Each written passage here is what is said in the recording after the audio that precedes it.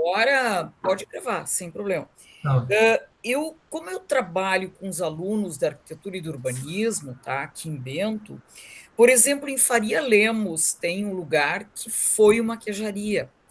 Então, eu acho que esse aspecto também é interessante, entende? Entender onde eles, na verdade, produziam esses queijos. Outra coisa interessante que eu estava me lembrando, conversando com vocês, escutando vocês, é a questão de que eu vou numa feira ecológica que acontece aqui em Bento nas sextas-feiras, tá? O pessoal produz queijo, tá? E a Secretaria da Saúde proibiu que eles trouxessem queijo e salame, porque não tem inspeção sanitária, certo? Mas esse pessoal, por exemplo, eles continuam trazendo.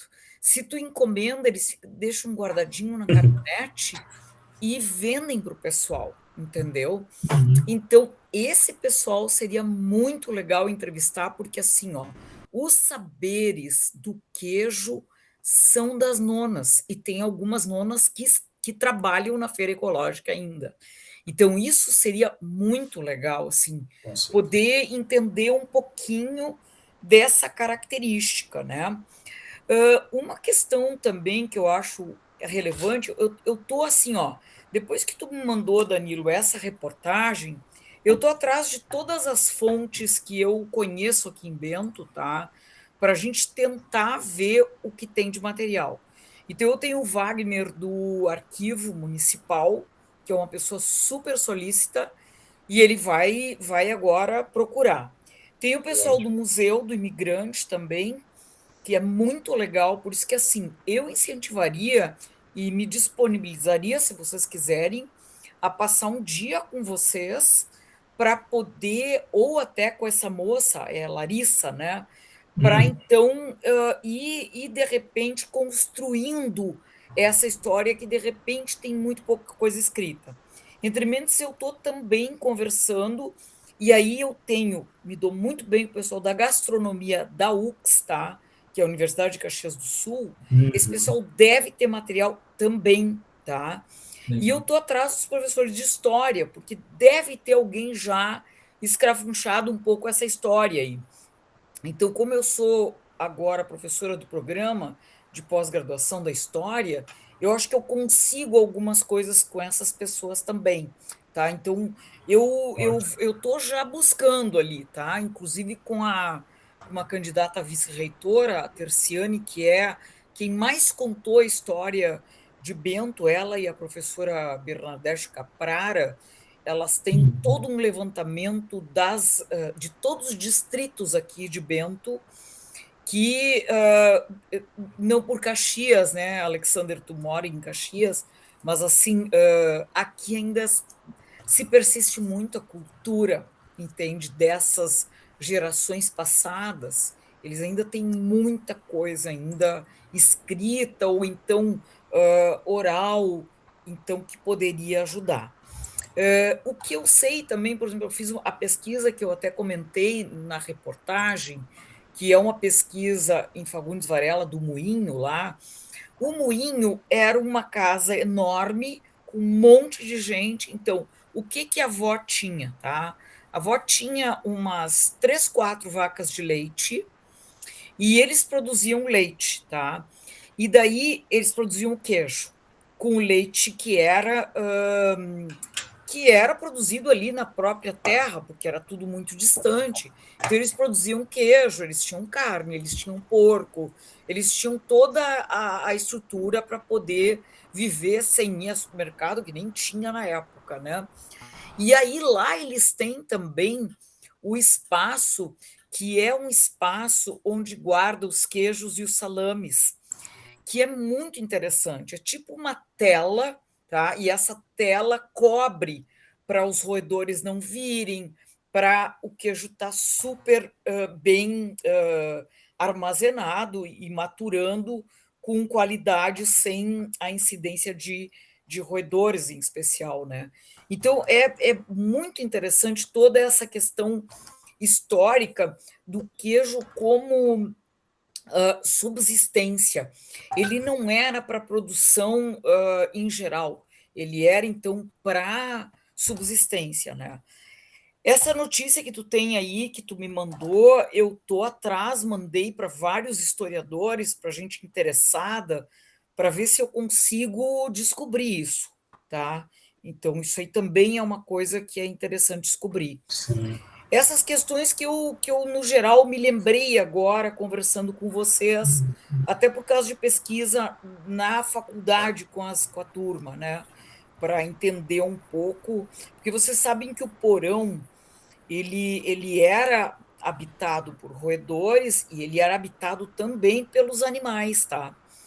Às vezes no inverno as vacas e os porcos ficavam no porão, mas nesse porão também tinha alimento, porque ele era fresquinho, então ele tinha alimento, então tinha umas prateleiras mais altas e tinha também, que tem ainda nas casas de colônia, os ganchos.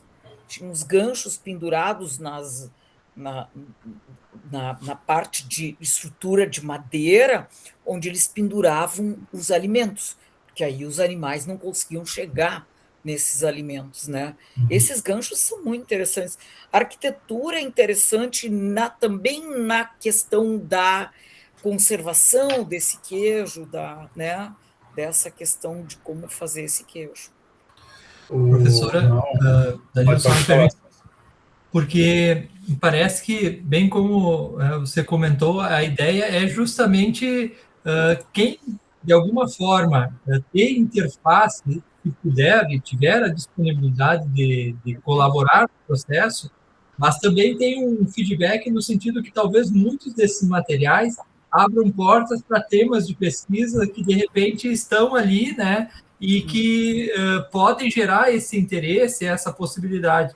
E aí, comentar, Danilo, acho que nessa rodada que nós fizemos até dezembro do ano passado, uma questão muito interessante que veio à tona é que a gente aqui na Serra fala muito do queijo colonial como um enfoque da imigração italiana, mas os relatos que nós colhemos, assim, de fato vai precisar ampliar isso também para a imigração alemã, que Uhum, teve uma participação tanto quanto a italiana no sentido de consolidar o conceito colonial, né?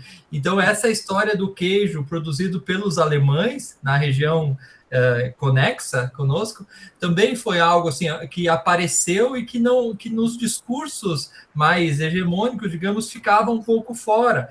Então a gente também quer esmiuçar essas coisas para poder trazer à tona outros elementos do processo, né, que vão depois, obviamente, chegar. Nós temos um objetivo, assim, né, de fato, de consolidar uma indicação geográfica, mas neste percurso, como eu comentei, muitas coisas vão começar a vir.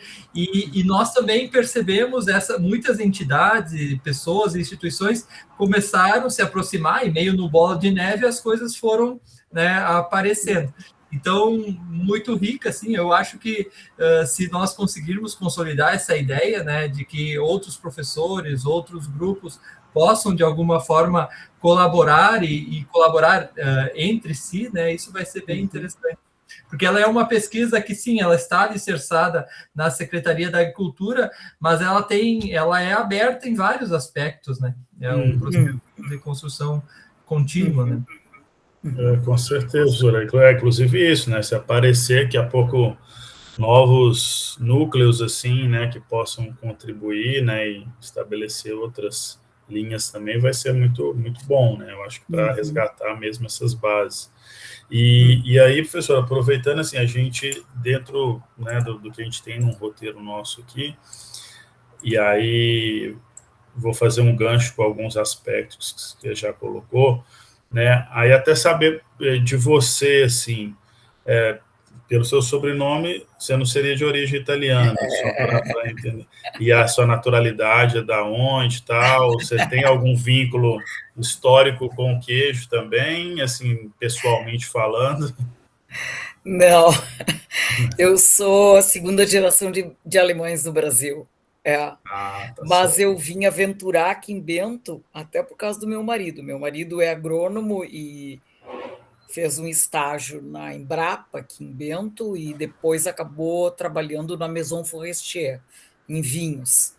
E eu me apaixonei pela região. Chegou um ponto assim, até vou comentar com vocês que chegou um ponto, porque eu sou da Grande Porto Alegre, né? Mas eu queria morar no interior e ter a minha família no interior.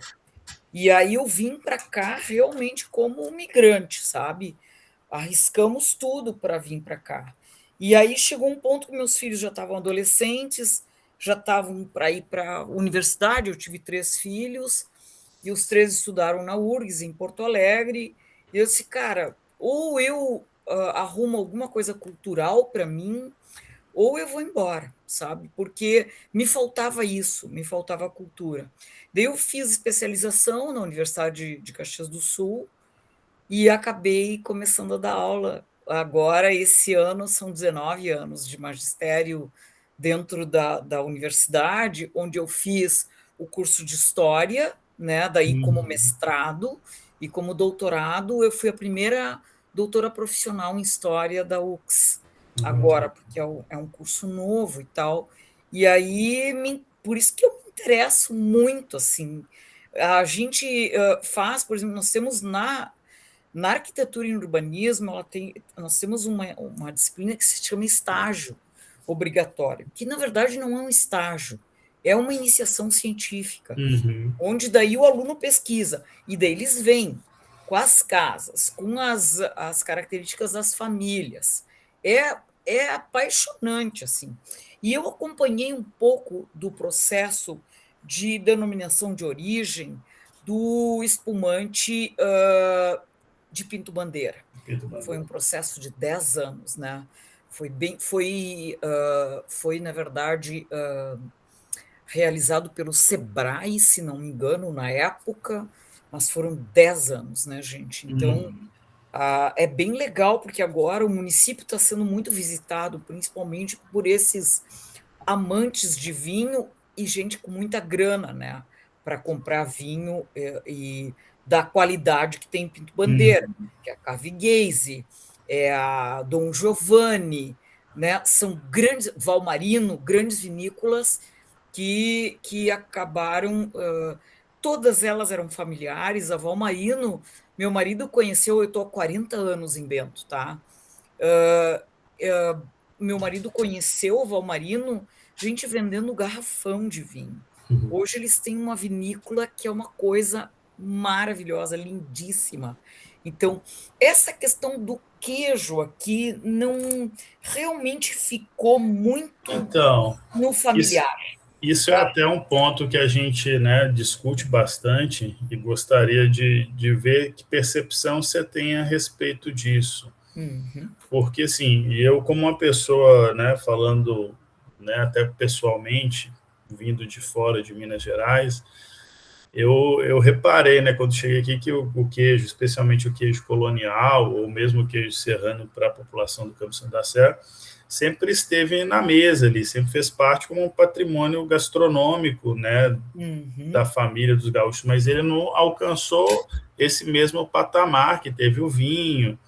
E aí a gente pode extrapolar para outros produtos como o chimarrão, como a carne, né? Parece que ele ficou assim à margem, né, de um processo assim de desenvolvimento e de própria valorização, né? Se a gente fazer essa comparação com o vinho, né, porque culturalmente ele parece que sempre esteve ali, né, da mesma forma como o vinho esteve, mas não teve essa forma de desenvolvimento nem perto, né, assim, bem de longe do que teve o vinho, né? A gente, óbvio, né, a gente teve ali, né, crescimento de alguns laticínios, de queijarias, mas não nesse aspecto de identidade, né, de qualificação de produto da forma como foi, enxergando as características do território.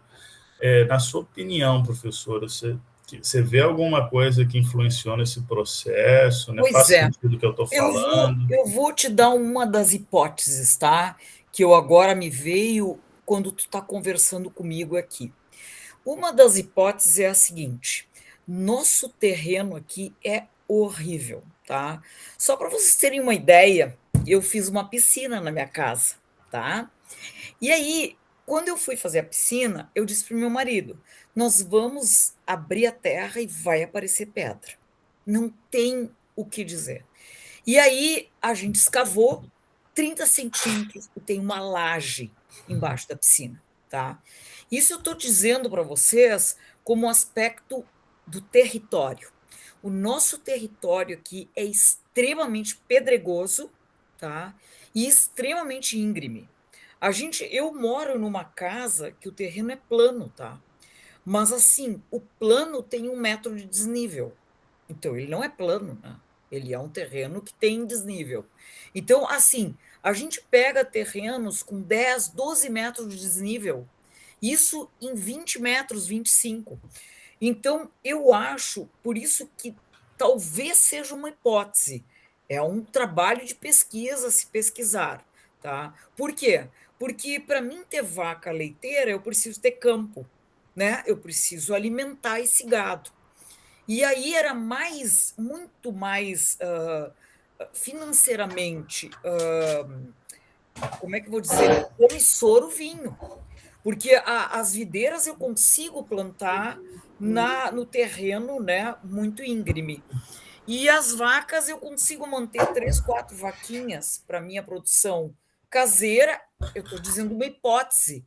Pode ser que isso seja corroborado, por exemplo. Se eu fizer algumas pesquisas nesse aspecto, eu consigo entender um pouco essa questão, tá? Outra questão que nós temos aqui é a questão do inverno, tá? Os invernos não têm sido, o último foi muito frio. Para vocês terem uma noção, eu moro num terreno que tem 12 árvores nativas na parte posterior do terreno.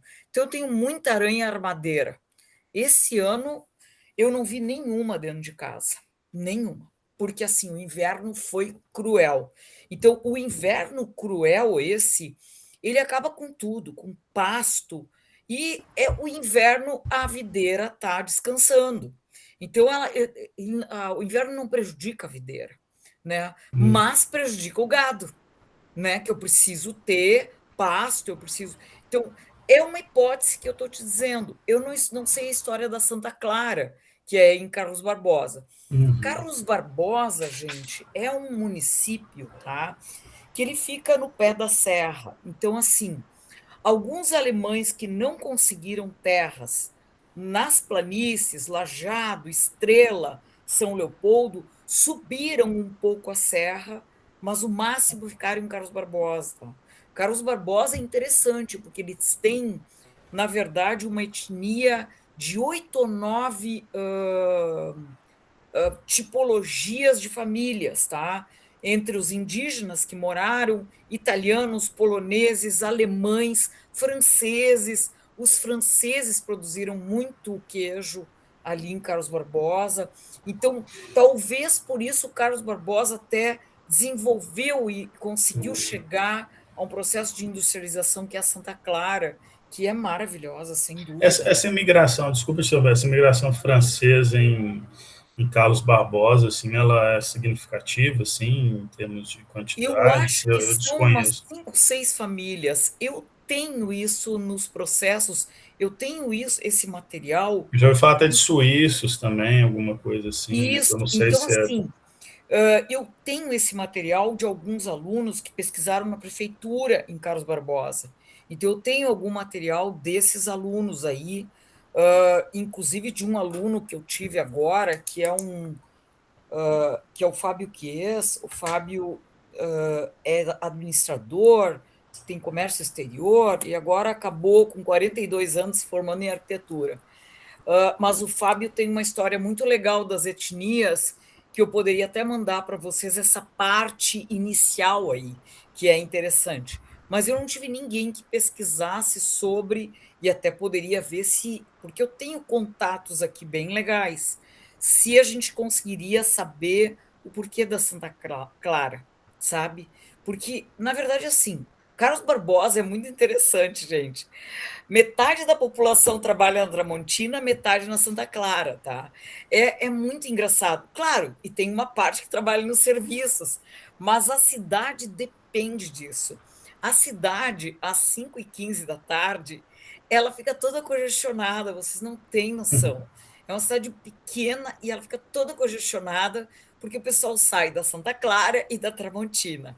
Então, é muito interessante. Então, eu tenho alunos, por exemplo, vários alunos que trabalharam ou trabalham na Tramontina. A Tramontina incentiva o estudo, paga uma parte da faculdade para os alunos, então é bem interessante. Mas eu poderia, de repente, ver se eu consigo alguma coisa da Santa Clara para vocês também. A gente até, professora, tem a Santa Clara também, ela está, né, fazendo parte do projeto, Ah, que né, show! da qualificação, né, representado pela Kátia ali, que é do marketing, né, ela é natural de Carlos Barbosa, está muito imbuída no projeto, e mais uma pessoa Ah, que que é do legal! desenvolvimento de produtos também, né, eles até têm contribuído, eles têm realmente algumas histórias, mas tratam muito mais como uma coisa origem italiana, assim, né, pelo menos quando eles comentam nas reuniões, tal, trazem mais esse elemento da origem italiana.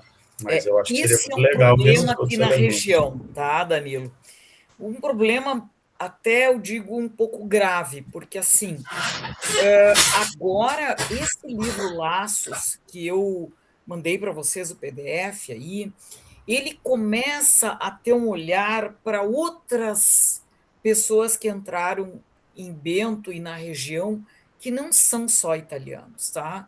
A gente tem uma colônia de poloneses, por exemplo, muito grande, tem até um museu de poloneses. Então, e eu tenho muitos alunos com sobrenome polonês, tá? Tem afrodescendentes que vieram com o batalhão ferroviário. Então, esse pessoal é totalmente esquecido nas contribuições. Eu digo para vocês que eu acho que um dos municípios que mais pensa nessa questão de etnias é Carlos Barbosa. Porque Carlos Barbosa, eles frisam que eles não são só italianos. Isso é bem legal de Carlos Barbosa. Bento está iniciando. Claro que a gente tem uma maioria, 70%, 80% de italianos, sabe? Mas tem poucos alemães, mas tem poloneses, tem os afrodescendentes, entende? Tem Até uma pessoas pergunta, que vieram. Oi? esses afrodescendentes, você pode detalhar melhor, assim, o que Eles você sabe de como vieram, eles vieram, em que eles vieram situação? como mão de obra do Tronco Sul, Tronco Norte. O Tronco Norte foi uma das últimas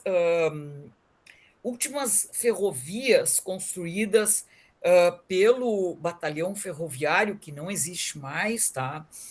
E essa ferrovia, ela foi construída por essas pessoas. Isso foi em 1935, mais ou menos, onde, gente, a estrada é belíssima, uma parte dela foi destruída agora na idade, mas ela tem 7 túneis que foram todos abertos por essas pessoas aí, pelo batalhão ferroviário e por esses afrodescendentes que vieram para cá, justamente. E eles moram aqui, tá? Eles terminou esse trabalho e eles começaram a trabalhar com outras coisas, com outras atividades e ficaram aqui, sabe, em Bento.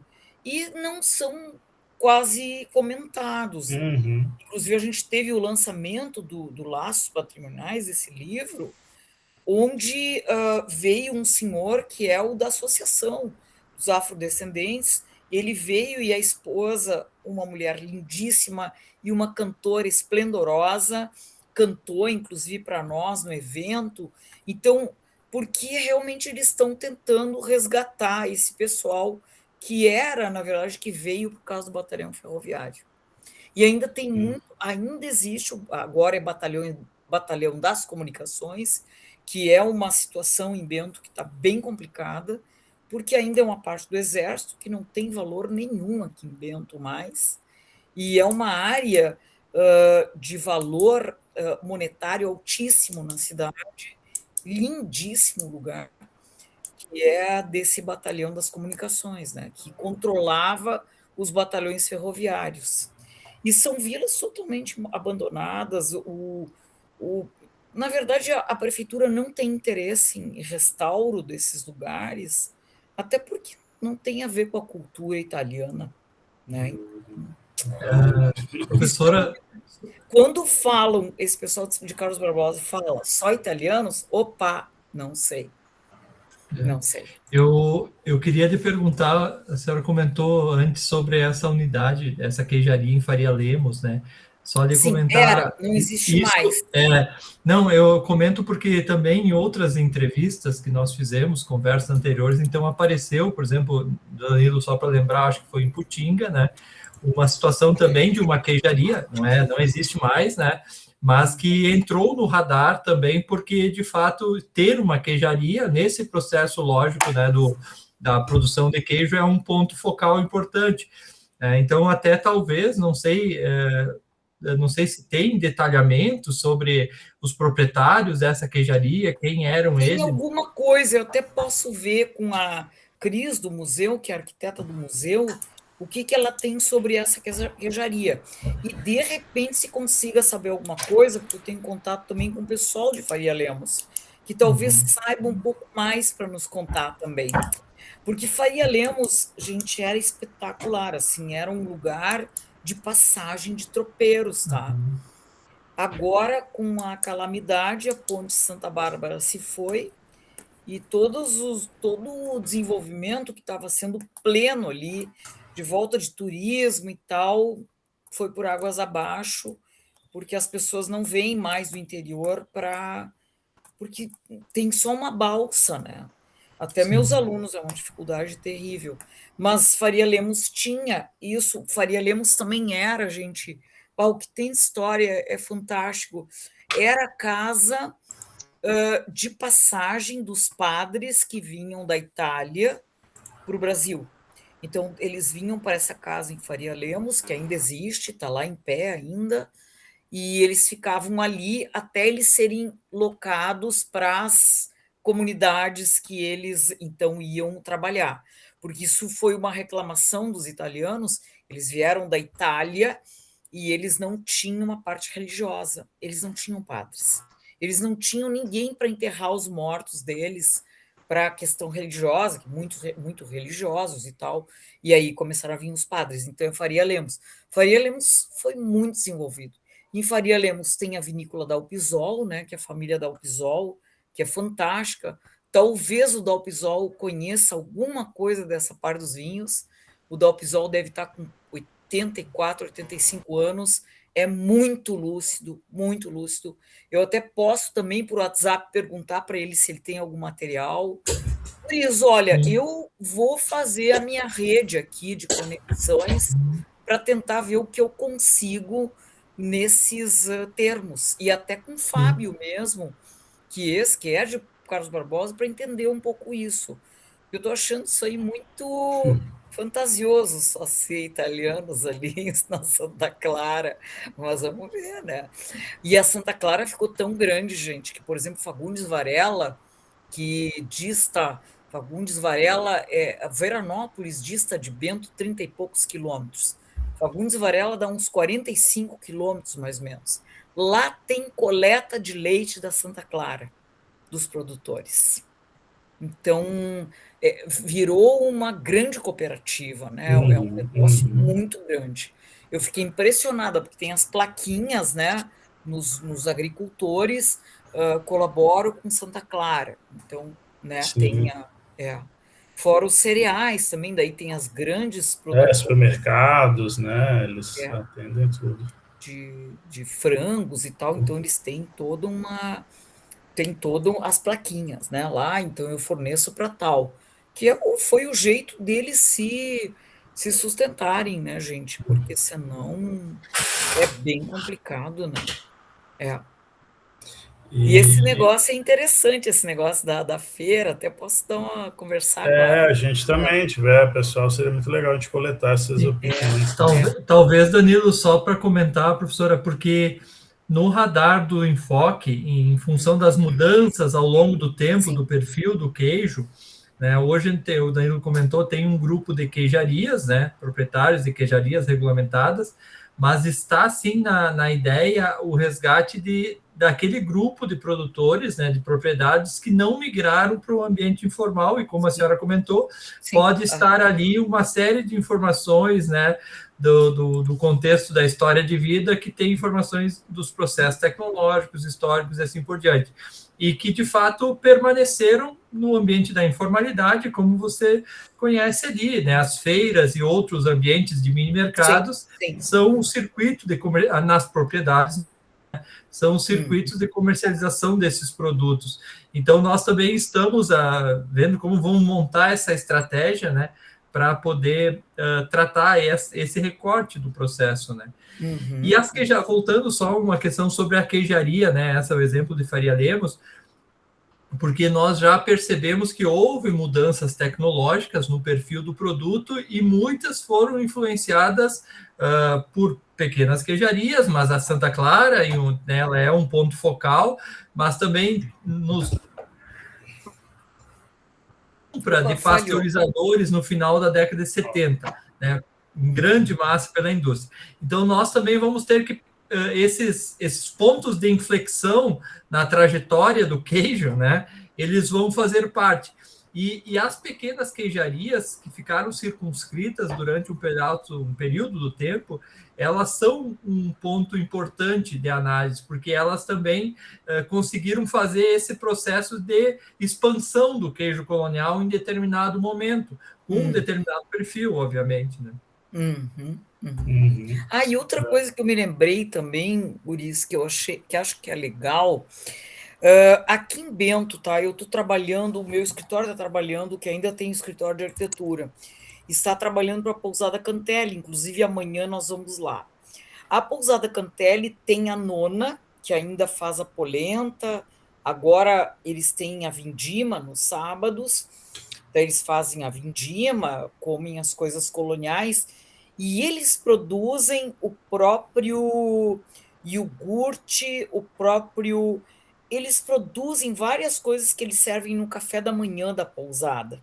É bem interessante, porque são coisas até que são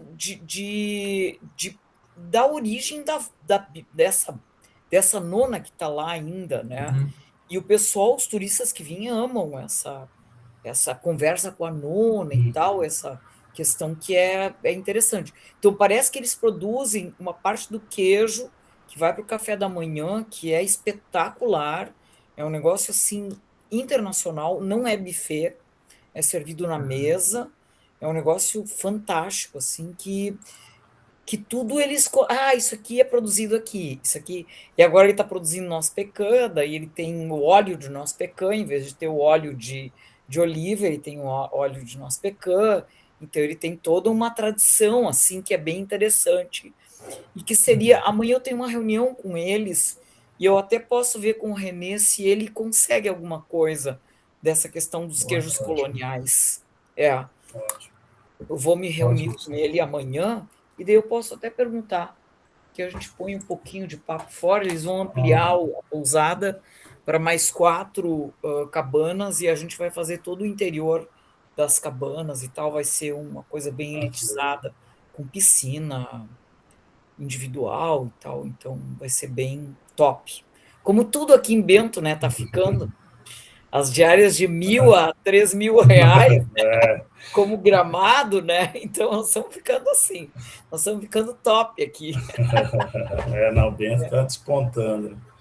Mas, inclusive, é isso, a gente também, todo esse pessoal, assim, em alguns casos, a gente quer ir em loco também, né, nos produtores, igual assim, às vezes, essa pessoa que faz queijo, a gente vai lá, até de repente, se tiver como acompanhar a produção, para a gente fazer uma descrição do processo produtivo, então, posso assim... até ver com o Davi, porque o Davi é espetacular, esse da feira, que ele produz queijo, né? Isso, aí a gente vai lá também. Eu posso falar com ele, que eu me dou super bem com ele, aí a gente... ótimo. Posso conversar com ele, dizer que é uma pesquisa e tal, que não vão fechar a queijaria dele, caseira e tal, mas que é interessante. Só pesquisa, não, para eles ficarem tranquilos. Isso. Eles já foram multados na feira de trazer queijo. Nossa Senhora. Eles não podem. Isso é um ponto que a gente quer levantar também, sabe, professora, com É assim, o que é que essa pessoa não, para ela não compensa fazer uma estrutura para uma queijaria, o que é o entrar, tem que mudar a receita dela. Então, ter essas informações também vão ser preciosas também para o trabalho, porque a gente quer se aproximar do que era, mais ou menos, né, sem, claro, perder um avanço que tenha, né, em qualificação do produto mesmo, mas é que as pessoas, né, têm a sua essência, né, porque, como o Ciência relatou, às vezes vai ter que pasteurizar o produto, aí vem uma máquina de pasteurização, todo mundo tem que pasteurizar, aí usa um fermento industrial importado, né, que vai dar um negócio para o queijo numa outra linha, né, e acaba sendo mais do mesmo. Então, entender esses processos desses produtores que também não estão na formalidade e por que não estão, né, é importante também para a gente levantar. Danilo, agora tu falou, é que eu começo a me lembrar de algumas coisas, ótimo, né? Essa é a ideia. Eu tenho um livro que um professor, colega meu, indicou, que é espetacular. Se chama Semblantes do Imigrante. Eu posso até fotografar e te mandar no WhatsApp, se tu não te importa, depois tu vai salvando, depois eu deleto. Esse livro, ele fala da questão, se não me engano, não sei se é esse livro ou outro que eu peguei, de um padre que trouxe o primeiro casal de vaca leiteira para o Rio Grande do Sul.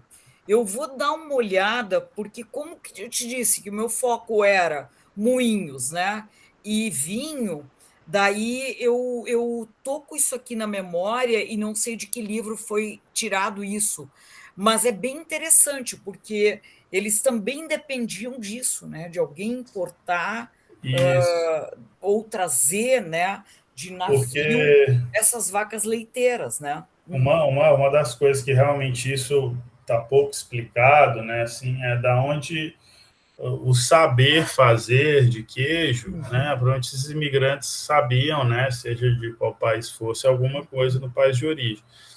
Mas as vacas, né, da onde que elas vieram? A gente tem esses históricos da questão dos jesuítas, né, que trouxeram esses animais também, mas para outras regiões.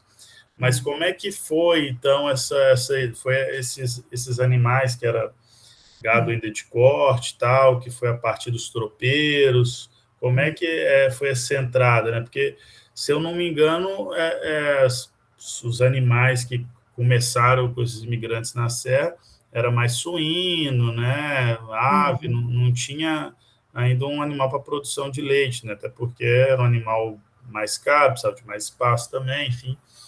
Então, seria legal também. Eu vou ver se eu encontro nesses Semblantes do Imigrante, porque esse livro foi escrito por um só uma padre. curiosidade, Semblantes de pioneiros, vultos e De fatos pioneiros. da colonização?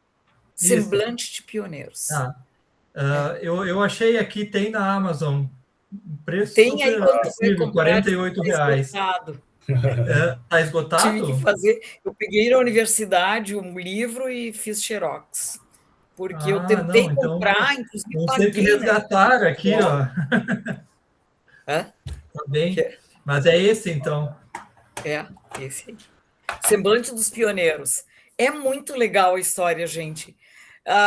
Assim, quando eles vieram, cara, não tinha nada. Eles comiam pinhão e com os índios aprenderam a questão da polenta, né? Que o milho crescia logo, então eles acabavam fazendo. Então, eles comiam polenta, pinhão e, às vezes, um franguinho, que o pessoal criava galinha, então eles comiam ovos e frango, só.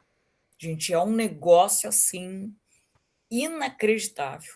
O que nesse livro, inclusive, fala que eles passaram muita fome, assim, foi, sabe, de passar dias só a água e aí conseguir pinhão para comer, né, que tinha fartura, e frango e polenta. Que aí, cara... Mas esse fato, então... Danilo, que a gente estava comentando, dos primeiros animais que possam ter uma tendência, que daí, Danilo, talvez seja uma informação adicional da questão dos tropeiros, né? Vamos dizer, é uma outra via. um outro processo que se estabeleceu. Eu acho que vai ser bastante interessante explorar esse contexto ali. Eu tenho um monte de gente para perguntar sobre queijo, tá? Então eu vou atrás. A rede é grande aí. A rede Não, é legal grande, demais. nossa, a rede ficou muito grande. Ficou legal porque assim a gente se troca informações, entende? E vai a cata, por exemplo, eu tive uma colega minha que estudou sobre a questão do milho, a questão da polenta, como é que se introduziu, porque a gente acha que polenta é de italiano, mas na verdade não é, foi os índios que ensinaram os italianos para não passar fome, né? Então, sabe? Que ótimo. É bem legal. Isso também é uma coisa, a gente está Professora, tentando. quem foi a professora que pesquisou essa questão da polenta? Desculpe. Quem pesquisou foi uma colega minha, que é Nardim. Caroline Nardim. Se vocês entrarem no acervo da UX, tem o trabalho dela. É Caroline Nardim, eu acho que é isso.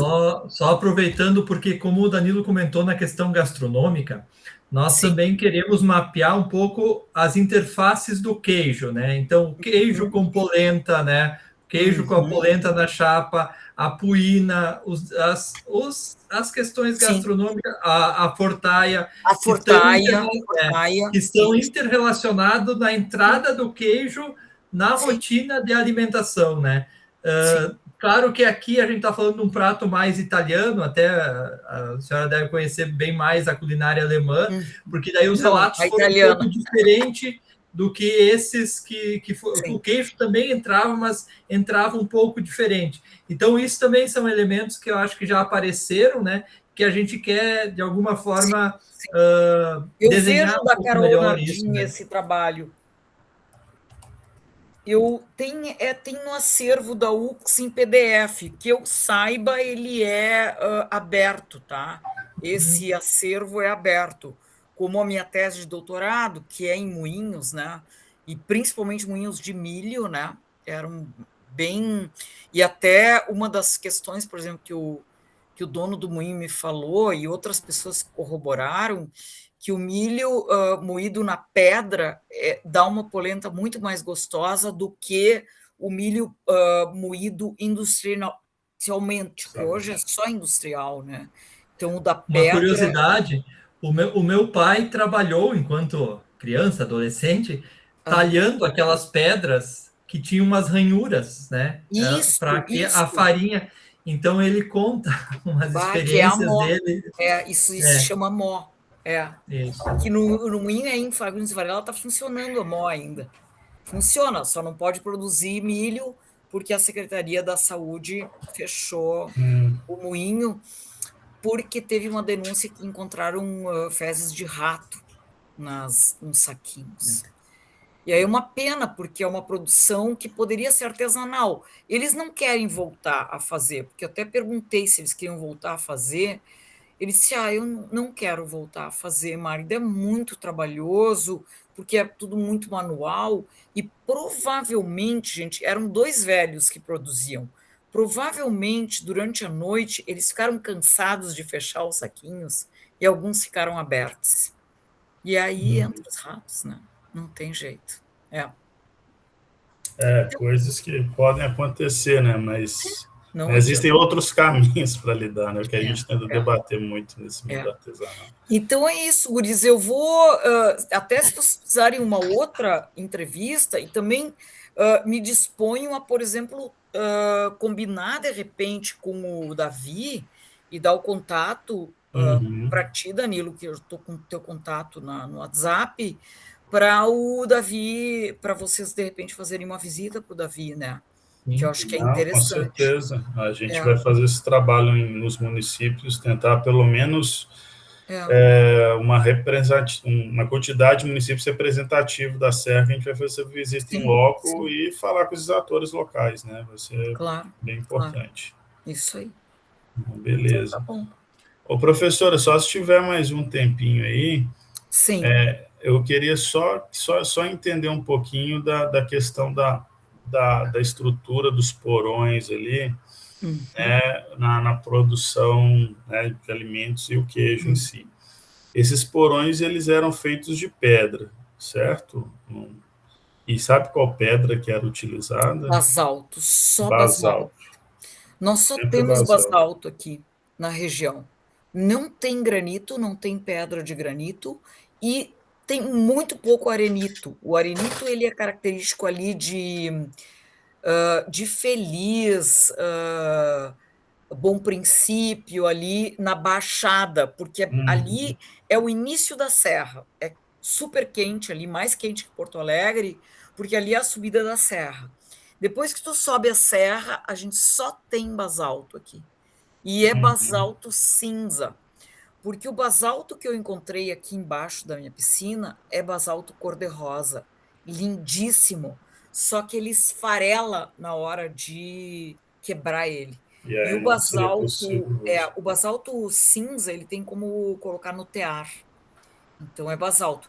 E eram paredes, gente, de 60 a 80 centímetros de largura. Vocês imaginam a geladeira que ficava aquilo ali, né? E chão batido. Inclusive, se vocês quiserem, eu posso levar vocês a verem alguns desses porões maravilhosos. Aqui em Bento tem vários, tá? E ainda em chão batido, né? Isso que é legal, né? É. Não, ótimo. E a parte ali, a gente tinha algumas fotos que a gente até recebeu e Uhum. conversando com outras pessoas da questão da fabricação do queijo, né? E de estruturas de prensa, de madeira tal, que o pessoal fazia no roçado. Não sei se você já chegou a ver esses tipos de. Olha, eu não vi isso aí, porque, como eu disse, não é objeto de minha pesquisa, Uhum. mas eu posso ver com o pessoal do Museu do Imigrante, se eles têm. E eu acho que eles até têm lá, porque eu me lembro que eles têm a manteigueira, aquele negócio que tu Ah, bate para legal. fazer a manteiga. Então, eles devem ter as questões de queijo também no Museu do Imigrante aqui. Tem um Uhum. acervo muito bom aqui. E o acervo nosso do Arquivo Municipal é espetacular, até porque agora tem um rapaz que trabalha ali que é apaixonado por história, por arquivamento de documentos e tal. Então, Ah, esse eu que bom. já estava atrás dele, mas também dá para ver. Deixa eu ver o Museu do Imigrante. E eles têm muitas fotos também no Museu do Imigrante. Então, deve ter alguma coisa. Porque não sei se vocês sabem, mas aqui também os colonos faziam, além de vinho, cerveja, né? Os italianos também Ah, é. faziam cerveja. É. Eles faziam em pequena produção para eles, para a família, mas eles Uhum. tomavam cerveja também.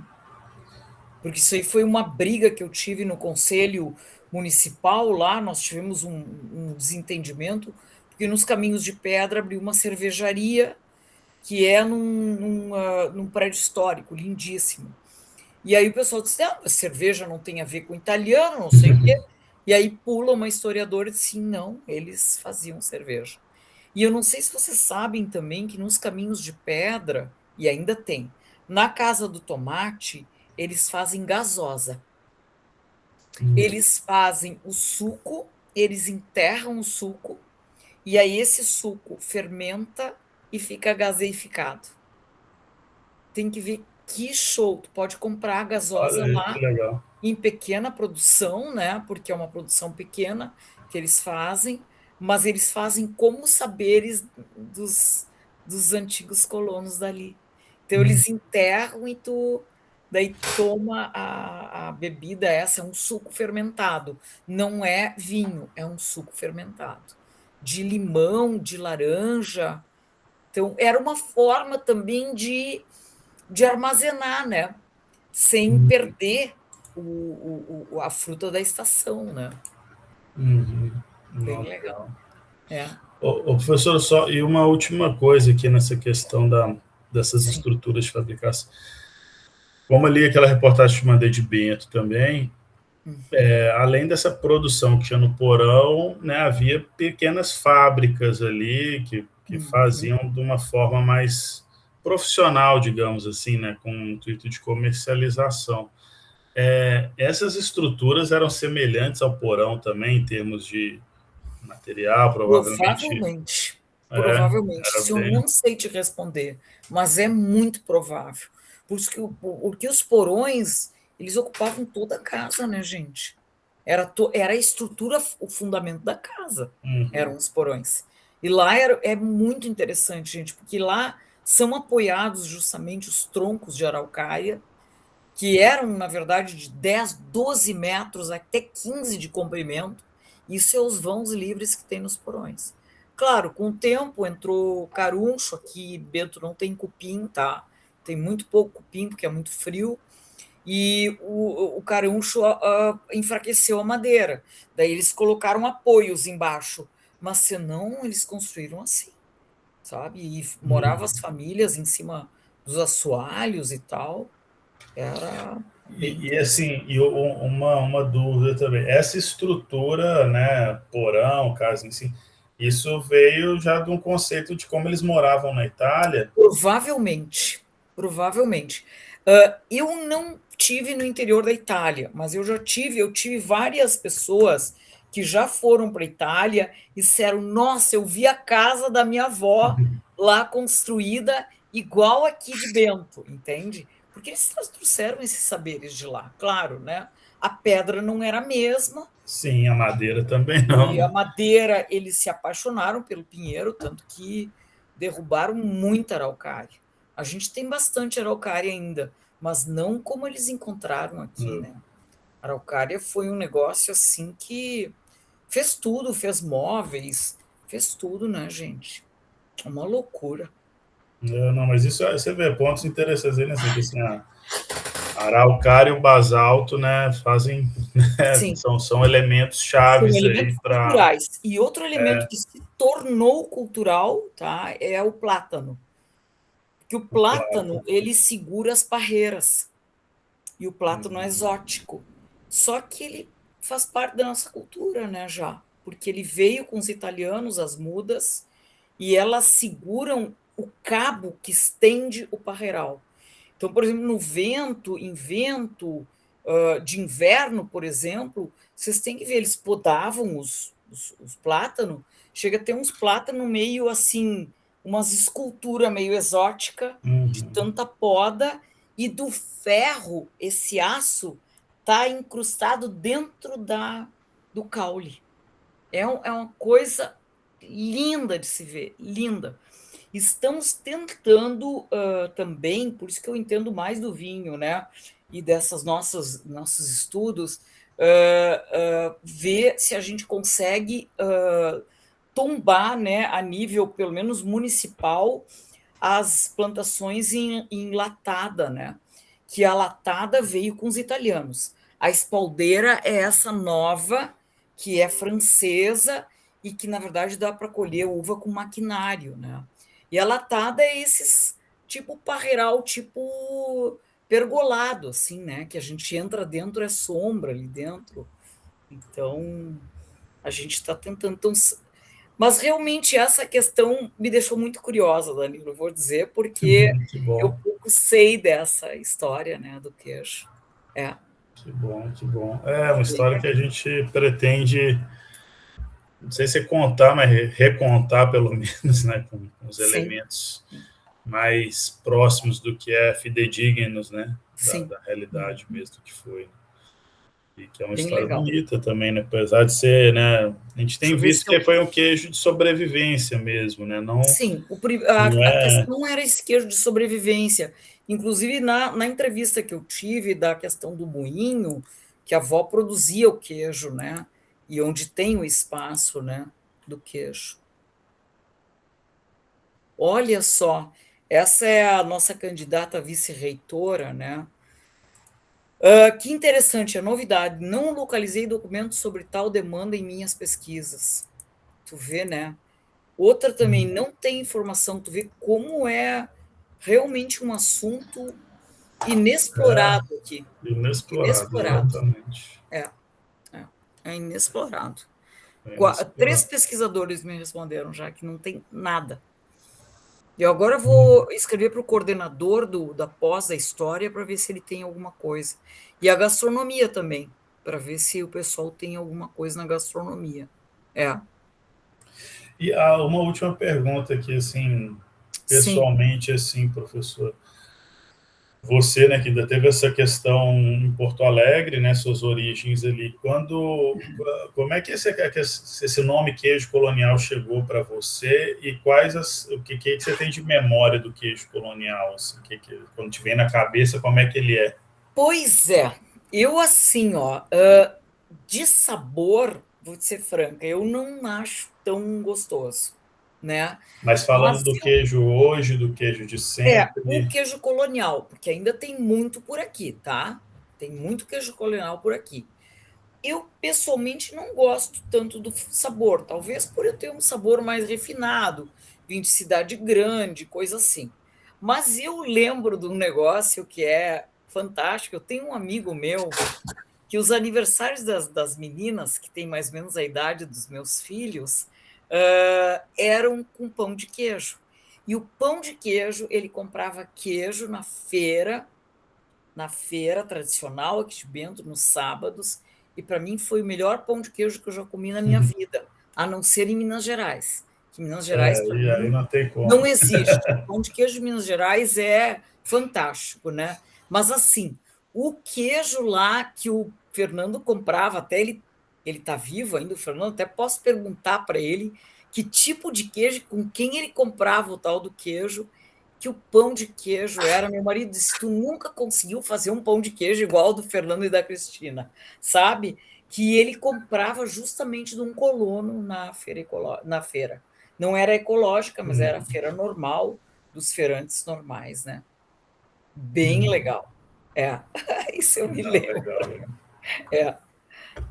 E aqui, muito característico, e que fazem com queijo colonial, é o queijinho Adoredo de Paolo, né? Que é uma coisa assim, para mim, é um dos melhores que existe. É, É disputadíssimo aqui em casa, porque a gente.